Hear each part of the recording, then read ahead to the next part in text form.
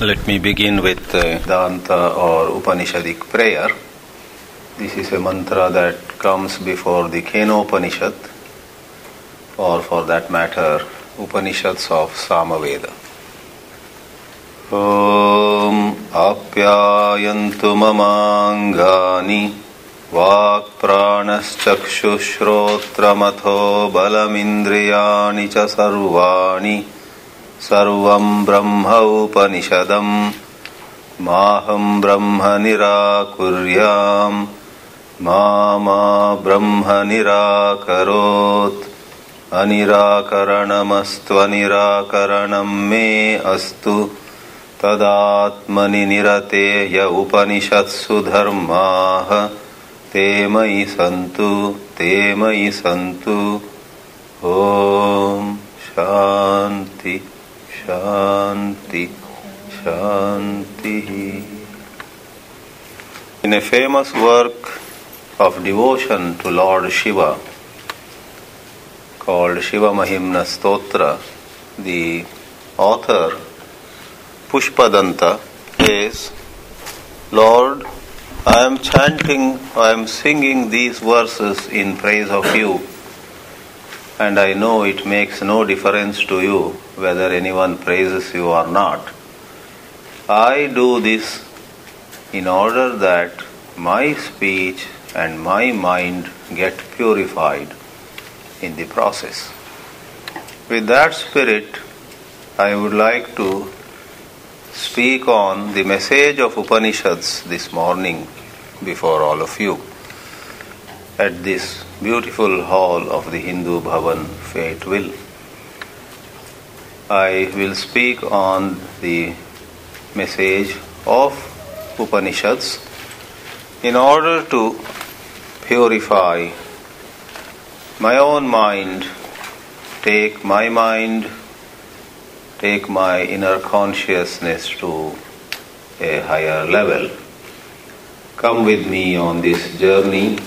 For me, it is a bit of loud thinking. The word Upanishad itself is significant. Everyone knows the word Upanishad stands for a section in any of the Vedas that deals with the transcendental wisdom. By transcendental wisdom we mean a certain spiritual wisdom which goes beyond the ordinarily known paradigms such as object and subject, or past, present and future, or right and wrong, or for that matter, action and its result. These are what make our life usually. We are caught in doing something, getting the results. If the results are good, we are happy. If the results are not good, we are depressed. Then we again pick up another piece of action. Our mind goes to the past, to the future, and a little bit it stays in the present too. We find that there are objects that give us happiness, some objects give us sorrow, and we are here enjoying or suffering. So all these are part of our mundane life. In the Vedas, 95% if not more of the mantras concern themselves again with karma and upasana, by which we mean the field of action and the field of certain mental visualizations. 95% of the Vedic teachings in the Rig Veda, Yajurveda, Samaveda and the Atharva Veda are again in this paradigm of subject-object division divisions of time in the form of past, present and future, and divisions of action and its result, and so on. Therefore, the Upanishads are not in that 95%. Upanishads are essays or dialogues scattered all through the four Vedas, and in quantity they are less than 5%. But in the power of their message, they are the ultimate message of the Vedas. Therefore, the basic meaning of Vedanta, which is Upanishads only, is Vedasya Antaha, the last message of the Vedas. Whether they appear at the end in the sequence of compilation or not, some of them may appear somewhere in the middle. Their message is, by the weight of its content, the final message. If you were to arrange the teachings of the Vedas in a pyramid, on the top you have the Upanishads. For long, Upanishads were considered as not everybody's cup of tea, which it is not fully false or wrong to say. Even today, Upanishads are not everybody's cup of tea. But that doesn't mean that it has to be secluded in terms of gross considerations like caste or gender or age or community or nationality and so on. That would be wrong. Upanishads are indeed subtle teachings, lofty teachings, and less than 1% of humanity would ever be able to appreciate it. But that less than 1% could be anywhere, in Africa or Australia, could be women or men, could be some children too once in a while, why not? Don't we find sometimes we have to learn from our children, they are smarter. It could be the so-called low caste, which is man-made. It could be people who are underprivileged. It could be, from the slums. Who knows, a movie may come in future. Slum Vedantin, like Slum Dog Millionaire. There could be a slum girl or a slum boy who finally makes it to this highest wisdom, the liberating insight of Upanishads. The word Upanishad itself grammatically is explained by Adi Shankara in a very wonderful way, and he says the word Upanishad is made of three parts: Upa, Ni and Sad. Sad by itself is commonly used in the sense of sitting down.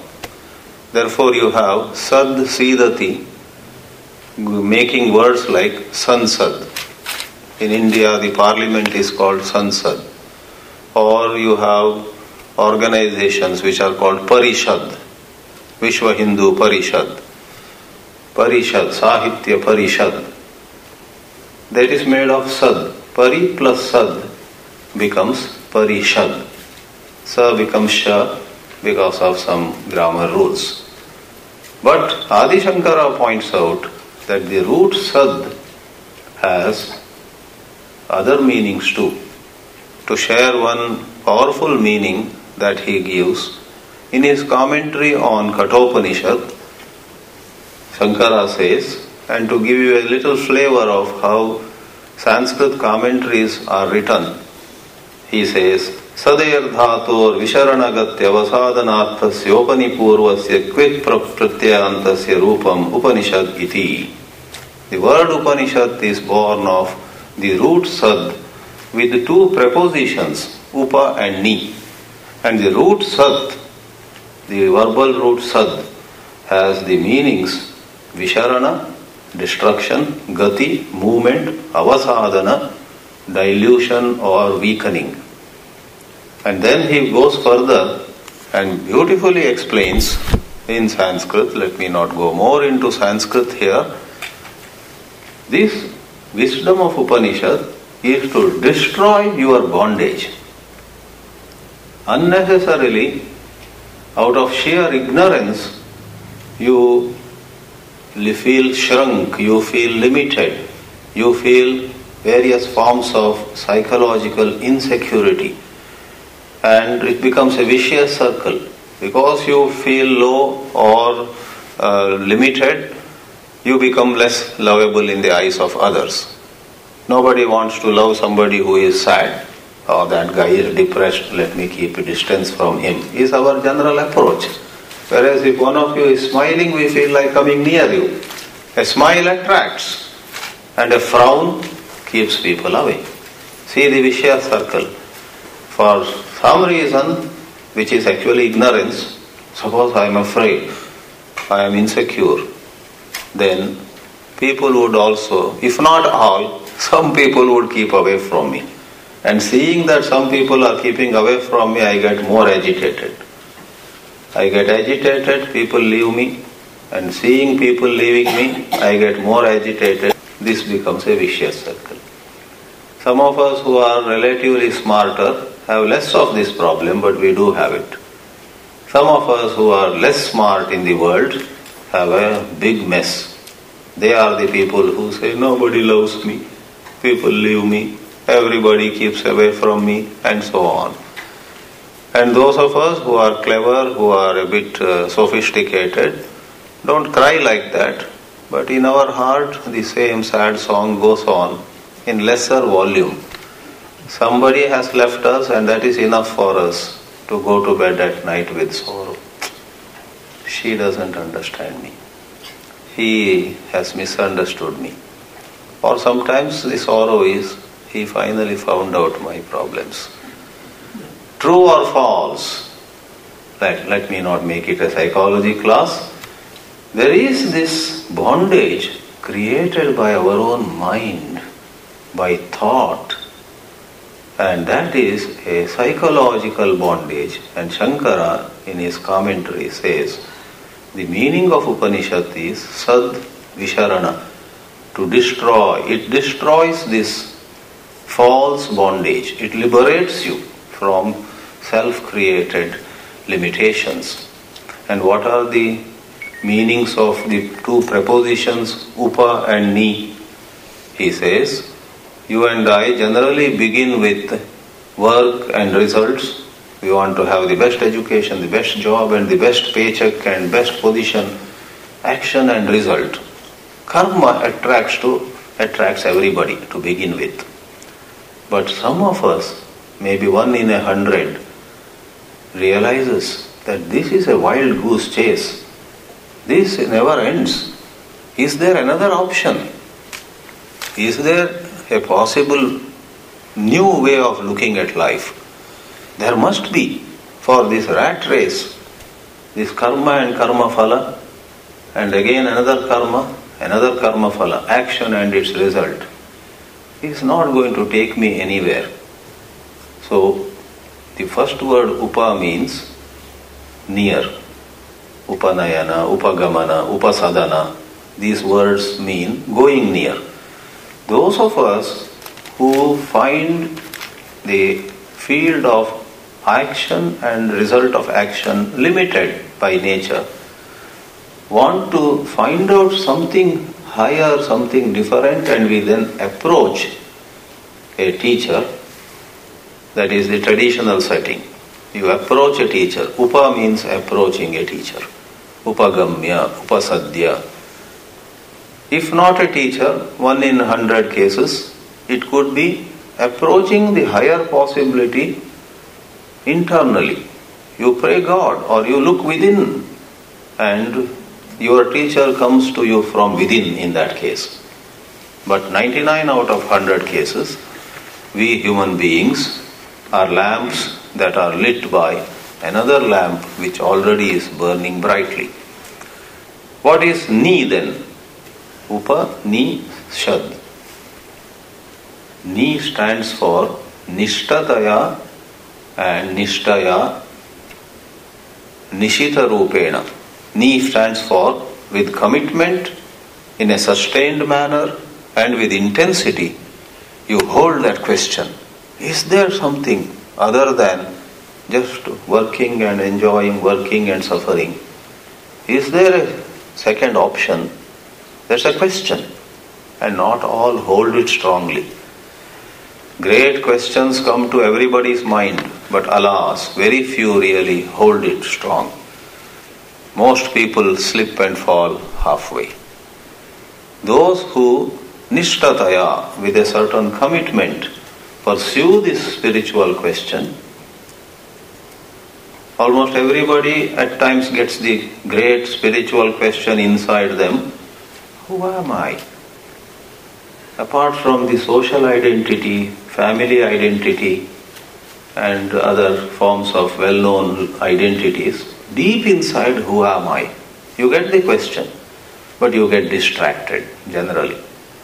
But those of you in whom enough of viveka and vairagya, that is, the ability to distinguish true and false is viveka, and the ability to keep away from what is false, what is of less value, to say, I really don't need it, enough, is vairagya, translated often as detachment. With discrimination and detachment, some only are able to stay committed.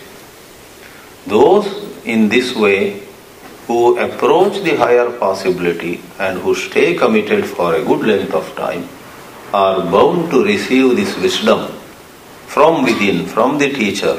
When you are ready, wisdom will come to you from anywhere and everywhere. Even a pole will talk to you, a stone will talk to you, a flower will talk to you, a cloud would talk to you. You get that liberating wisdom. What's the sign of it? Your bondage is destroyed. That is the meaning Adi Shankara gives, and no wonder someone attributed to Shankara only, but I guess someone wrote a poem, Dhanyashtakam, 8 verses on true blessedness of life. Dhanyata is blessedness. Dhanyashtakam, Ashtakam is 8, Ashtak, 8. And the first verse says that it is a great blessing if in our life we are able to spend time studying Upanishad. Te dhanyaha paramartha nischitehaha and tadnanam prashamakaram yadindriyanam. That is how it begins. That is knowledge. All other knowledge is of no use. That is worthy knowledge which calms down your turbulent senses. And tadneyam, that indeed deserves to be known, which is said in the Upanishads. That's the second line. And te dhanyaha, those are truly blessed who somehow, after enough re-examination of their way of living, come to commit themselves to the spiritual quest. And the fourth line of that first shloka says, in this world there are millions, the rest of the people, they keep going in circles in their own self-created delusions. Tadnanam prashamakaram yadindriyanam tadneyam yad upanishatsu nischitartham te dhanya bhuvi paramartha nischiteha sheshastu brahmanilaye paribhramanti.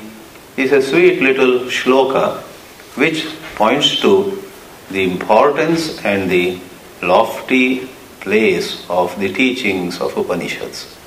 Now we need to say, all right, what is the teaching of Upanishads?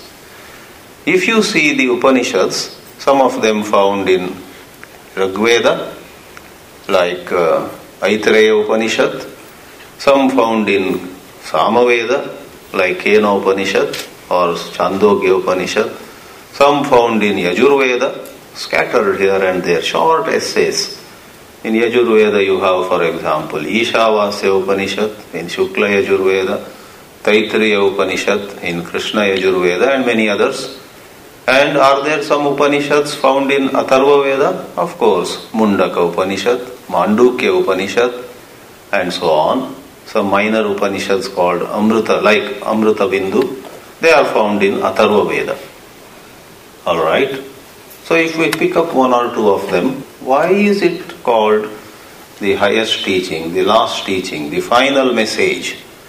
We say, as we introduced in the beginning too, in them you find some mantras, not all, some mantras which are the crux of the message, pointing to our true nature, not just our true nature, the true nature of this universe.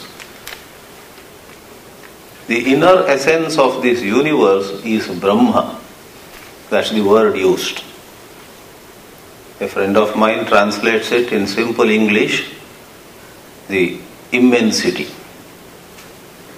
There is Alpa and there is Ananta. There is the finite and the infinite. There is the small and there is the large, the big. And Brahma is the largest, the biggest, the most immense. So this friend of mine prefers to say, Brahman is immensity. And all of us desire immensity, but many a time we find we have only a little. We want the unlimited. Even in mundane issues, you get unlimited calling time, unlimited net time, you are very happy. This is unlimited. Use any time, any amount, unlimited. So like that, we want sense of being unlimited. That is Brahma.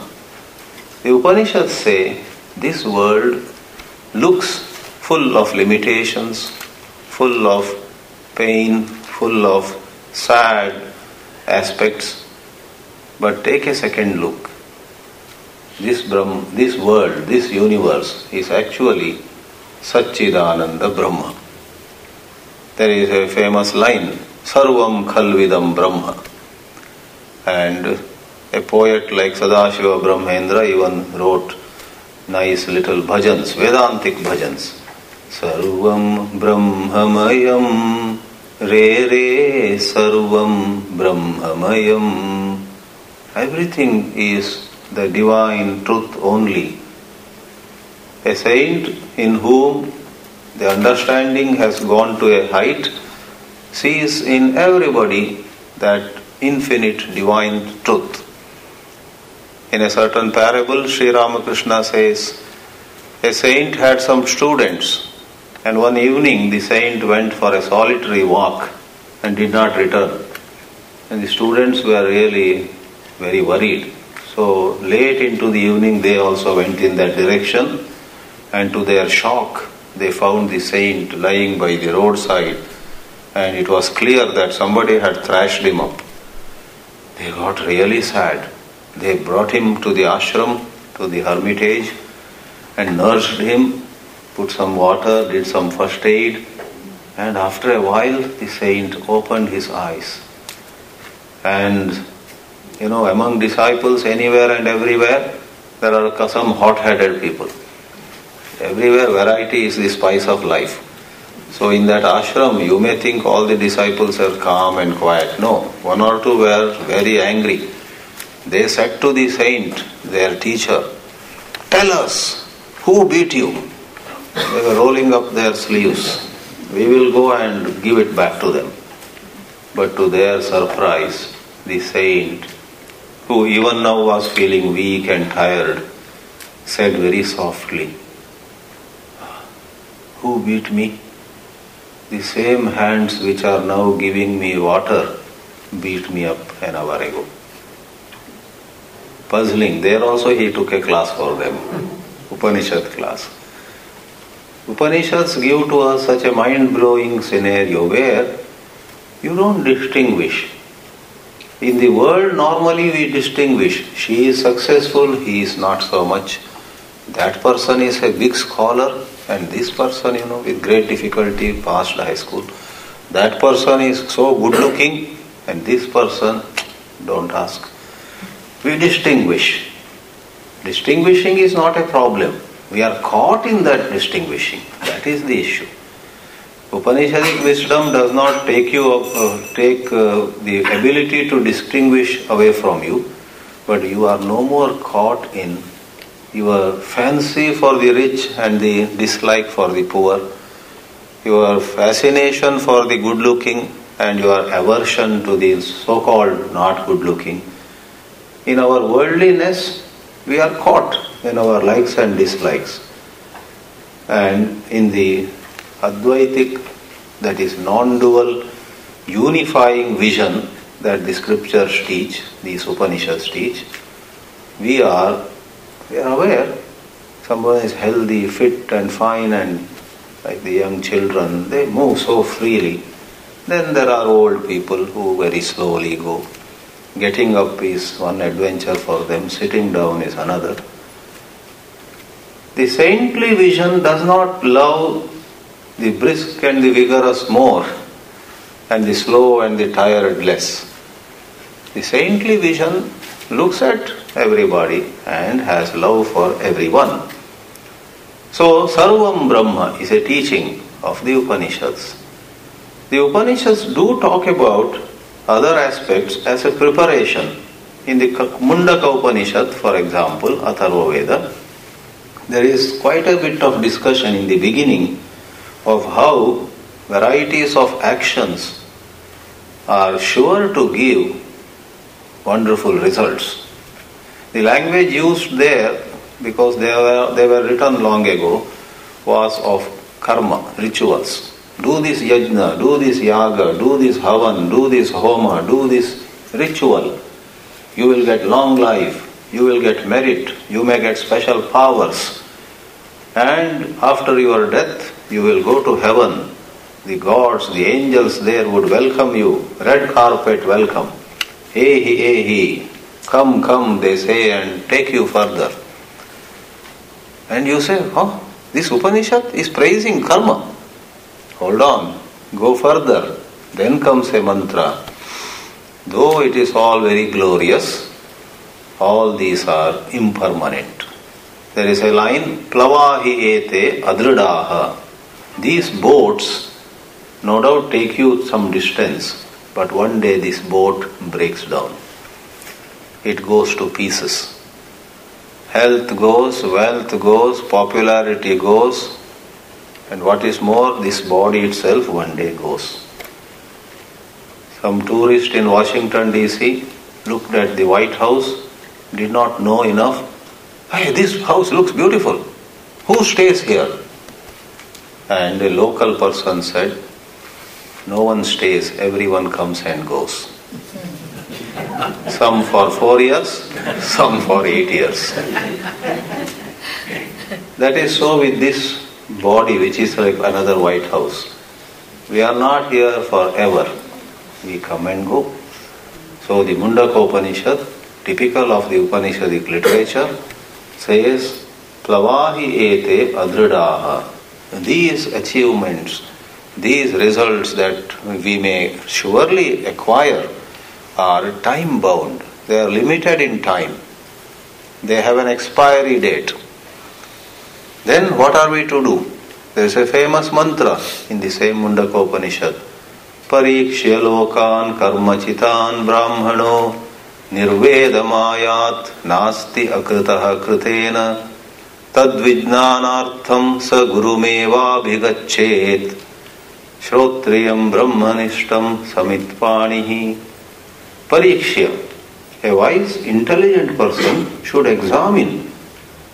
Today it is not Havam and Havan, it is not Yajna and Yaga, though some people do it, but most of us have learned economics or accountancy, engineering or medicine, biology or some other subject. We have qualified ourselves in various ways. We have landed some good jobs. We have been able to earn and establish ourselves. And it's glorious. So many people look up to us. So many people talk about us with awe. He is doing so well. He is now in Fayetteville. She is in, other day I went to her house. Oh, I got an email from him. People hold you in awe. But you know that with all that, there is also limitation.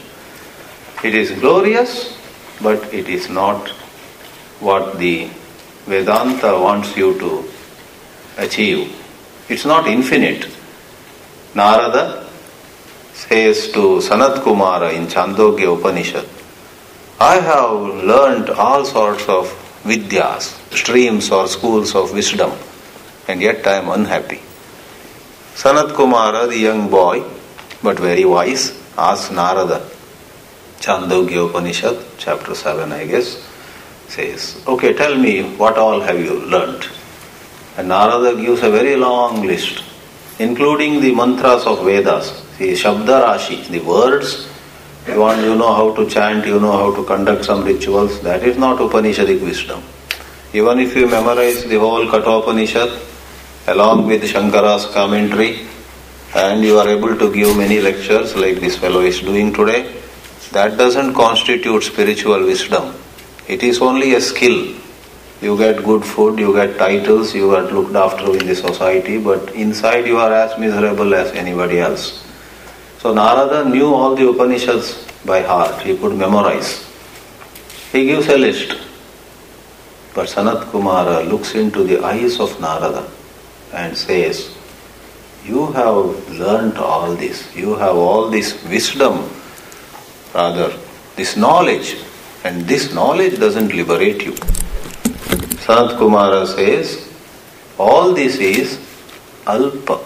The word used in Chandogya Upanishad is alpa, means finite, bounded. And what gives you happiness, what can give you true happiness, timeless happiness, lasting happiness, is never alpa. It is ananta. And the word used in Chandogya, ananta is a well-known word, but the word used in Chandogya is bhuma. Bhuma is a word which means ananta. Yo vai bhuma tat sukham, na alpe sukhamasti. Alright, what is that bhuma? How are we to know? Okay, you could go in Chandogya itself, one Upanishad is enough. But today I will present you answers from several Upanishads so that it also becomes a certain overview. In the Kena Upanishad of the Samaveda itself again, a student, and presumably a very learned student, who had enough to his credit, who had seen enough of life, who had understood the limitations of worldly, egoistic way of living, where you and I project, I am this, I am that, while we get some pleasure of projecting and presenting ourselves or as this or that. People do it in the worldly context, and alas, people do it in the so-called spiritual. True spirituality, one is not doing it, but the so-called spirituality, writers or speakers or priests or pandits, they project themselves. I have disciples everywhere. I have written many books. Okay. Even as we do that, part of our heart says, are you really happy with all this? Not really. We have some complaints. So, I digressed a bit. Somebody who was very learned, very accomplished, well placed, and yet recognized that life is more than just this money or power or status or fame or name or knowledge, goes to a teacher and asks the question, Sir, tell me, what is in me at my depth, which is even subtler than eyes, ears, mind, intellect, and so on. Keneshitam patati preshitam manaha is the question. Therefore, the first word being Kena, the Upanishad is called Kena Upanishad. Swami Chidananda in Washington DC, a good friend of mine, and we were classmates in the ashram, calls Kena Upanishad humorously, what Upanishad? Once I asked him, where are you going, Swamiji? Oh, I'm going to Dallas tomorrow. What text are you going to teach? Same, that what Upanishad? I said, what is this what Upanishad? He said, Chidanandji, your problem is you are too much stuck in Sanskrit. I have moved on. You still say Kena Upanishad. I don't call Kena Upanishad anymore. Every Upanishad has got a new name. What Upanishad? Because true, Kena means guided by what do eyes see? Inspired or empowered by what do ears hear? And the teacher says, yes, there is a certain truth, there is a certain dimension to your existence which you have not taken note of all this time. And the answer is also very poetic and puzzling in its structure. Shrotrasya shrotram manaso manoyat vachoha vacham sau pranasya pranaha chakshushas chakshuhu atimuchya dhiraha pretyasma loka amrita bhavanti. Anybody who comes to know this truth becomes immortal. Immortality is not clinical, overcoming clinical death. The body has to die one day. It is overcoming the last trace of insecurity or loneliness or whatever in your heart, in your bosom. It is overcoming the psychological death. You and I, every time somebody insults us, we die. Sometimes in various languages, including Hindi, we say, मर गए, हम मर गए. कहाँ मर गए? सामने है. You are there standing before me. Then you clarify. No, what I meant is, when that person said that word to me, I felt I died. So sad or so unbearable is your sorrow. So that won't happen. Insult or praise, loss or gain, or you are diagnosed for something and doctors say you are now a terminally ill patient. You are left with 20 days, sorry to say this. And doctor walks away with a grim face. If you have the spiritual wisdom of the Vedanta, whereby you have completely dropped your identification with the personality. You have a body, but you don't visualize yourself as limited to the body. Then what do you see yourself as? As the Kena Upanishad said, Shrotrasya Shrotram, you are ear of the ear, eye of the eye. This is a poetic language, then things are clarified. For example, couple of mantras further down, the Kena Upanishad itself says, Yan manasana manute yena hurmano matam tadeva brahmatvam vidhi nedam yadidam upasate. The ultimate truth is something which mind cannot grasp. It's never an object or never a concept of the mind. For everything else in the world, you need to conceptualize. For any activity, you need to conceptualize. I come to your home and ask you, I know, I love doklas. Can you make doklas? Then immediately you conceptualize. Oh, okay, no problem. I need such and such material. I need such. Everything is here. Wait here, Swamiji, आधे घंटे में. In half an hour your doklas will be ready. See, you can't do it. Stephen Covey says all creation is twice done. First you create in the mind, then you actually create. First you visualize what kind of house you want, then you actually build it, right? Everywhere mind has to conceptualize. But the Upanishad says there is one truth which is never conceivable by your mind. Yat manasa na manute. But the amazing fact is, it is that truth, thanks to which, by the power of which, mind is able to conceive anything in the world. Yena ahuhu manomatam. And there is such beautiful poetry too, though poetry is secondary. For many years I thought I had understood and appreciated Upanishads. One morning I woke up and felt, my God, all these days I was only enjoying the poetry. Truth slipped through my fingers. Then I said, okay, let me be more alert now. You and I get caught in the beauty of Sahitya, that is, Vangmaya. Literature, of course, is most uplifting. But one day we need to go beyond words. The ultimate truth is not limited by words or their beauty. Yena ahur manomatam. Next mantra says, Yat chakshusha pashyati, yena chakshumshi pashyati, tadeva brahmatvam vidhi, nedam yadidam upasate. Please do not think the ultimate truth is idam, na idam, various forms of gods and so on, which is wonderful, but that is not the ultimate truth. People may worship Vishnu and Shiva, Rama and Krishna. Sometimes for this reason Upanishad talks are not held in temples, because in temples we personify, we give a form to God. Upanishads talk of a truth which is beyond names and forms. Though otherwise there is no conflict. By saying the truth is beyond names and forms, we do not in any way condemn or criticize names and forms. We do admit the worship of name and form. Suppose you are a Rama Bhakta and you think of Lord Sri Rama with all love. It is said to be a preparation. Your mind gets so pure and one day you get up and understand, my Ram is not limited to that form.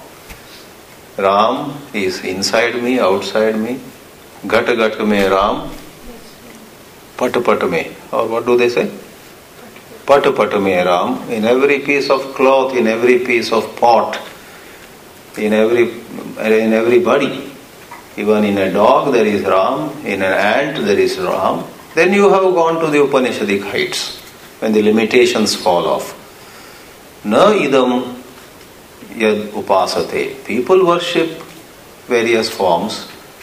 The truth ultimately is not that. Tadeva brahmatvam vidhi. Please understand that to be Brahman, which is the empowering principle. Like if someone were to ask you, what is electricity? Is it another city like Dallas and Raleigh? And then you say, oh, you don't know. Electricity is not another city. But let's see how to tell. Okay, electricity is that by which this fan works, by these lamps work. Electricity is that by which refrigerators and iron boxes, all of them work. Oh, that means electricity is an iron box? No, it is not an iron box. But it is that thanks to which the iron box heats and irons the clothes and so on. Likewise, is it possible for us to keep a distance, watch our thoughts? Even as a thought arises in me that I am such a failure or I am such a vulgar fellow and hopeless, what a fool I am. Question it. Am I? Who am I really? Let the thought be there. Don't condemn the thought.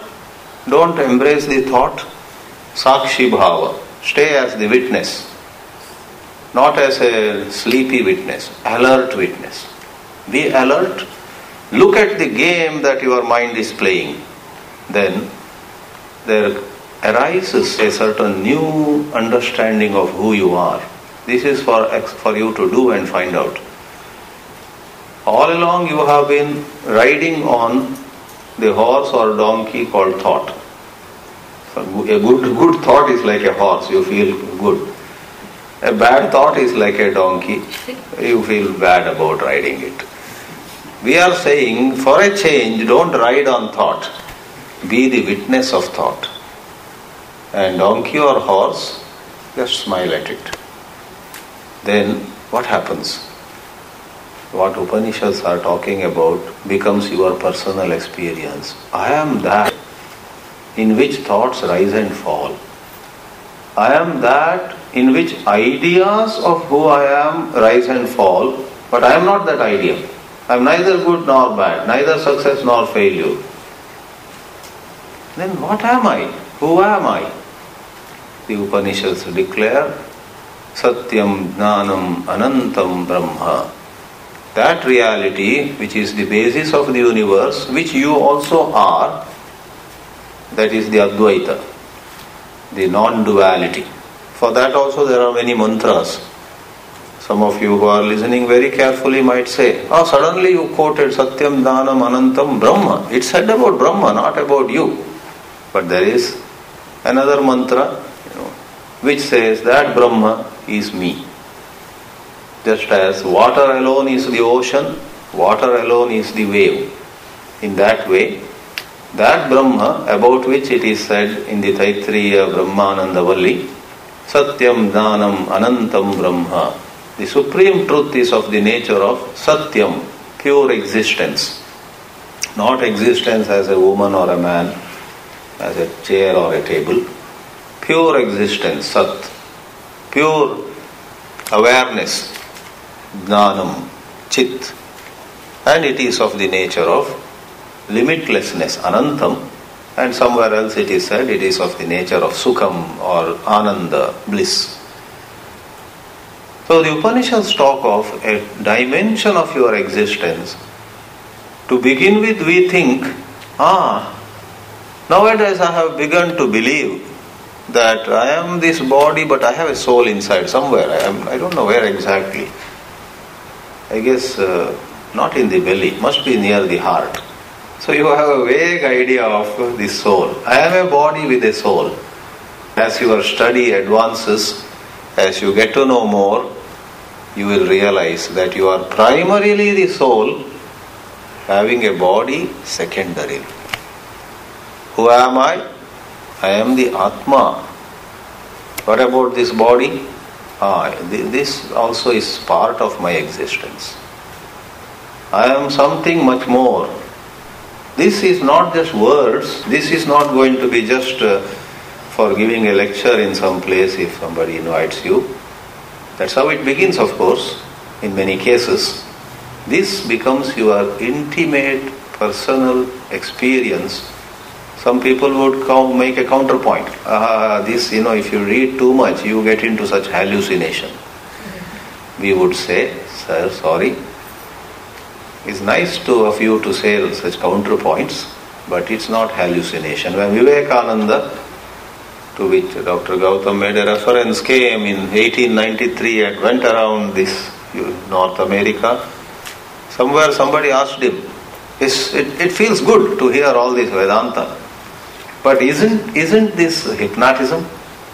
You are telling us, you are Brahman, you are infinite, nothing limits you. You are love, you are lovable and you are loving. Rest of it is play of mind. Sir, you are a good speaker and I am afraid you are just hypnotizing us. And in his wit and ready wit, Vivekananda said softly, you almost got it. But the truth is, Vedanta is de-hypnotizing you. Rather than hypnotizing, world has hypnotized you. Even modern psychology says, in early childhood, you get hurt by something, or some parents or uncles and aunts praise you, it goes into your head, and that is the formation of the ego. That is hypnotism. Vedanta comes along and later de-hypnotizes you. If thanks to a sad or unpleasant childhood experience, rest of your life you are feeling, I am not so good. My brothers are all bright people. I am, my parents told me in childhood, you were born by mistake. One boy in Calcutta wrote a letter to me. Swamiji, your lecture was good other day, you had come to our town, but I have no hope because God created me with a manufacturing defect. I wrote back to him, dear, To think like that is an error. There is no defect in you. You are okay. You are as lovable as anybody else. And you are loving also. You are capable of loving the whole world. But there is this thought which is stuck in you. I am created with a manufacturing defect. Drop that thought. I dispute this. Your understanding is a misunderstanding. So likewise, Vivekananda said to the Americans, Vedanta is not here to hypnotize you. On the contrary, you have been hypnotized by this mad world, which praises you, which insults you, which puts you in a pigeonhole, which says 100 things about you are this, you are that, which applauds and next day pulls you down from the stage. This mad world has been hypnotizing you in countless ways.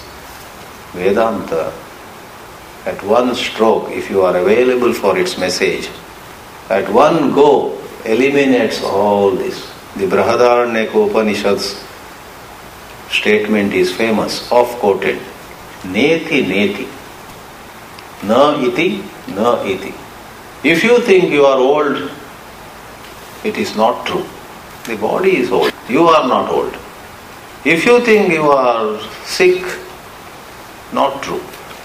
If you think you are a woman, you are a man, you are 1,000 ideas about who you are all right for the personality. But you are not the personality. This is how in Isha and Kena, in Kata and Mundaka, in Aitreya and Taitreya, in Prashna and Mandukya, in Chandogya and Brihadaranyaka. These are the 10 major Upanishads. Why are they called major Upanishads? What is so special about them? Actually, many other Upanishads also, in their own way, convey the same message. So they are also as valuable and important as these. But these became major Upanishads for the simple reason that somebody like Adi Shankaracharya, he wrote commentaries in beautiful, simple, we say, Prasanna Gambhira Bhasha. Adi Shankara's language is called Prasanna Gambhira.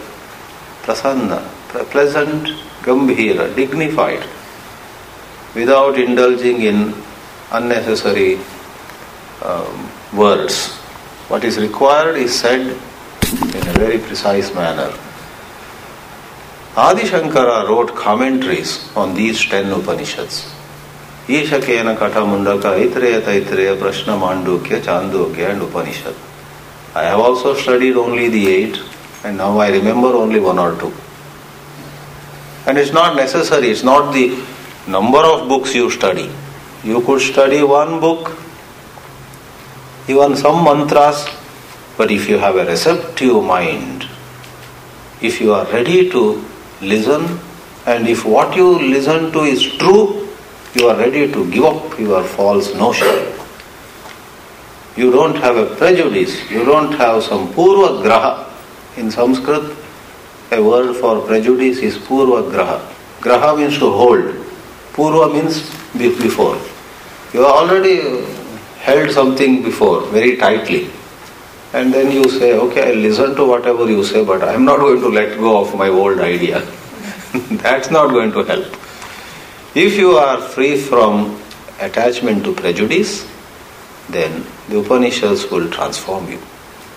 The revelation will transform you. The famous example without which many a Vedanta discourse is incomplete is, you think there is a snake and you are trembling. How can I enter the house? There is a snake right at the entrance. And a friend of yours says, wait a minute, here is a flashlight. Let's turn it on and see again. And you turn the flashlight on, you see that so-called snake again. It is not a snake. It is just a rope. Then, do you say to your friend, don't teach me. Remember, I am your college senior. And you don't tell me whether it is rope or snake, okay? And so on. Browbeat him. Then you are very prejudiced and you have false prestige. Whether it is your college junior or a 4-year-old child who turns the flashlight on, speaking very softly, "Mama, let me tell you, let me see." And 4-year-old baby turned the flashlight on, and what was mistaken as the snake was discovered to be a rope only. The truth is, it is a rope, and your fear vanishes. This is a famous example, but this doesn't appear in the original Upanishads, rope and snake. It's in some other works that came later. But there are other illustrations found in the Upanishads proper. So let me summarize that Upanishads... Okay. Very well said. Incidentally and interestingly, her question, which I repeat now, what are the behavioral patterns or values that are helpful to retain this insight or retain this inspiration? This question is asked towards the end of Kena Upanishad. It's in a little humorous way. The teacher says, here is all that I had to say. The teacher winds up his instruction in Kena Upanishad, and apparently there was a group of girls and boys there, or men and women. So one person gets up and says, "Sir, can you please teach me Upanishad?" In the Kena Upanishad. Like you have, I'm sure you have heard of, after 20 discourses on Ramayana, somebody said, "What is the relation between Sita and Rama?" So like that in the Kena Upanishad. But the Guru compassionately, understands, and then he comes to though question was different, he comes to what you asked. He realizes that here is a person who somehow didn't either get the message or is not able to hold the message. So there is a famous mantra, "Tasyai tapodama karmeti pratishta veda sarvangani satyam ayatanam." There is a mantra, to quote from Upanishad itself. Tasyai means Tasyai Brahma Vidyayai. For sake of rightly receiving and rightly holding in you this highest wisdom, tapaha damaha karma iti pratishta. The very foundation on which you could stand and receive this knowledge is tapaha. Tapaha can be interpreted in many ways. Basically, alert living. Don't live mechanically. Don't just react the way you did yesterday.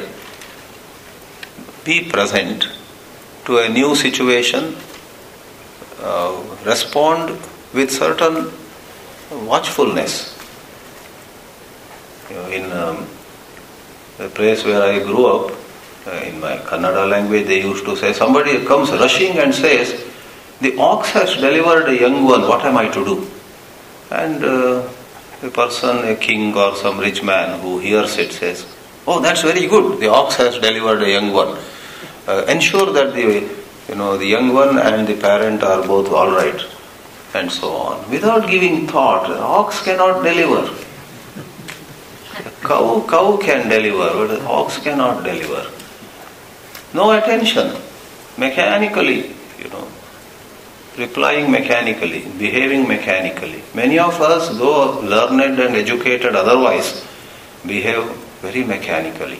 Because in us there are old tendencies and certain attachments. So tapaha is alert living, damaha is exercising control, meaning exercising moderation. Maharshi Ramana, when he was asked about what are the preparatory and helpful measures in daily life for spiritual excellence, said, above all, sattvic food in moderate quantity is the best sadhana.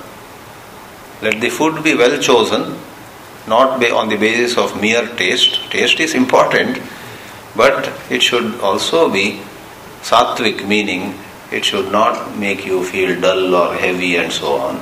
It should give you the energy without making you either dull or go wild. Some food can turn you wild. So, sattvic food is not turning you wild, that is rajas, not making you dull, that is tamas, but giving you the energy and helping you to stay alert. Sattvic food in moderate quantity is the highest and the best sadhana. Then he adds, please be moderate in three things: speech, sleep and food. Neither overeat nor undereat, please. Some people eat too less and then they have no energy, they feel so weak. How can they study then? Sleep also. Neither oversleep nor deny to yourself what the body needs. And thirdly, speech.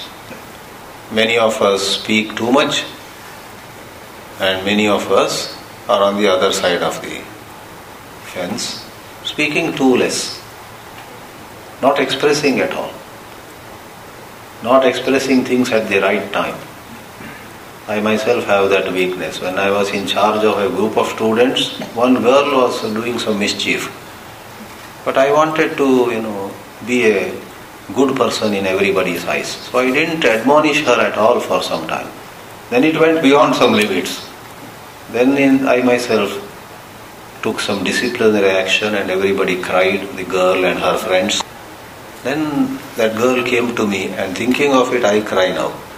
She said, Swamiji, you always encouraged me and said you are very nice, you are very nice. And suddenly one morning you say, I have been noticing you are doing this for last 6 months.